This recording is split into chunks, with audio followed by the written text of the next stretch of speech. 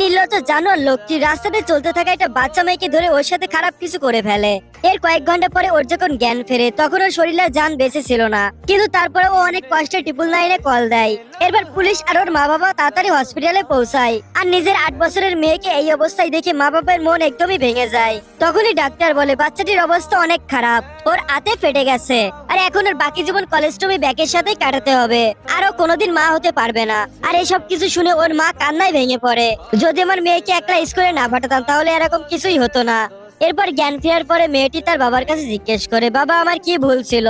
আর এই কথা শুনে বাবার হৃদয় পুরোটাই ভেঙে যায়। আর ওই জানোয়ারটাকে ধরার জন্য বাচ্চার জবানবন্দি লাগবে, কিন্তু মা চাচ্ছিল না তার মেয়ে আবার ওই কষ্টকে অনুভব করুক, কিন্তু আইনের কাছে ওরা দুজন নিরুপায় ছিল।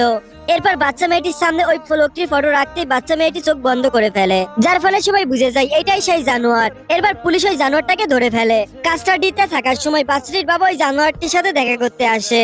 ওই জানোয়ারটি এখনই বলতেছিল আমার সাথে কমপ্লিমেন্ট করে নাও, নয়তো আমি বাইরে আসলে ওই বাচ্চাটিকে মেরে ফেলবো।